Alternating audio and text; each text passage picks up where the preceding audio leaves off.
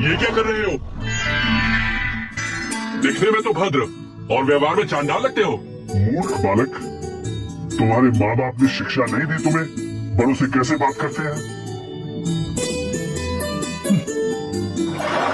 जाओ और अपने माता पिता से पूछ कर आओ कि इस ताल को गंदा करके तुम कौन सा अच्छा काम कर रहे हो। जल गंदा नहीं करूंगा तो हाथ पैर कैसे धोऊंगा? शीघ्र ही इस ताल से निकलो। इस ताल से मैं देवी के स्नान के लिए जल लेता हूँ और तुम इससे गंदा कर रहे हो। जल का उपयोग नहाने, धोने और शरीर की गंदगी दूर करने के लिए होता है। मंद बुद्धि, वो जल बहती धारा का होता है जहाँ गंदगी रुकती नहीं। ये ताल है, नदी नहीं। तुम यहाँ से निकलो, अन्यथा मैं अपनी सभ्यता की सीमा लांघ जाऊंगा। मैं नहीं जाऊंगा तो क्या कर लोगे? अभी बताता हूँ।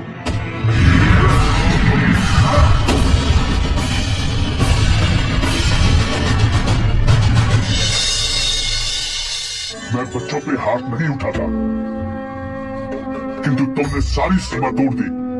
तुम्हें तो सभ्यता सिखानी ही पड़ेगी।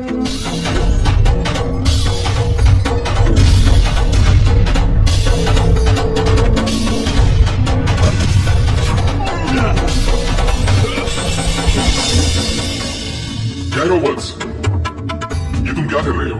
प्रभु, इसने पूजा का जल अपवित्र किया है, मैं इसे दंड दूंगा। ऐसा मत करो वत्स, ये महाबली भीम तुम्हारे दादा है? मेरे दादा श्री भीम? हाँ।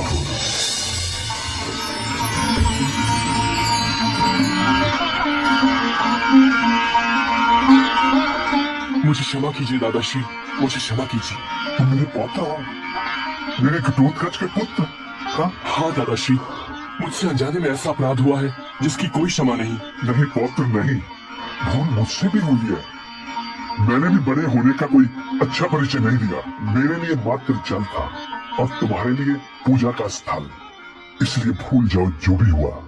कैसे भूल जाओ दादाश्री? मैंने अपनी शक्ति का दुरुपयोग किया, वो भी अपने दादाश्री पर। मुझे इसके लिए अपने आप को दंड देना होगा। नहीं पौत्र नहीं, मैंने तुम्हारा बाल्यकाल नहीं देखा। हर पौत्र बाल्यकाल में अपने दादा पे हाथ उठाता है। मन मैला न करो पौत्र, हमारा मिलना शायद इसी प्रकार लिखा था।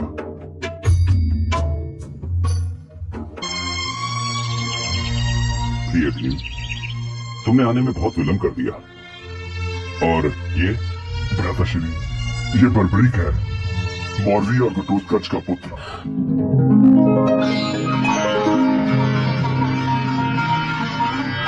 और बर्बरीक, ये तुम्हारे बड़े दादा युधिष्ठिर, प्रणाम। दादा अर्जुन, प्रणाम। नकुल सहदेव और तुम्हारी दादी द्रौपदी। प्रणाम दादीश्री। आयुष्मान भव। बर्बरीक, बड़ा सुंदर नाम है।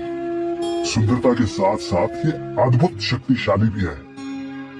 और जानते हो द्रौपदी, इसने मुझे मल्ल युद्ध में परास्त किया। ये बालक आपको? हाँ द्रौपदी, ये यहाँ वन में सिद्धियां प्राप्त करने आया था और मेरी इससे भेंट हो गई। पुत्र बर्बरीक, तुम्हारी दादीश्री हिडिंबा, माताश्री और पिताश्री कैसे हैं? दादाश्री, जब से मैं श्री कृष्ण से शिक्षा प्राप्त करके निकला हूँ तब से उनके दर्शन नहीं हुए।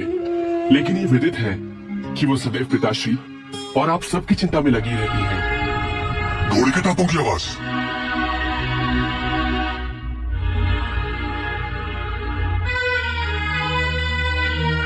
माताश्री, लगता है दुर्योधन के सैनिक हमें ढूंढते हुए यहाँ तक आ पहुंचे हैं। हमारा वनवास तो समाप्त हो चुका है, अब हमारा अज्ञातवास शुरू हो रहा है।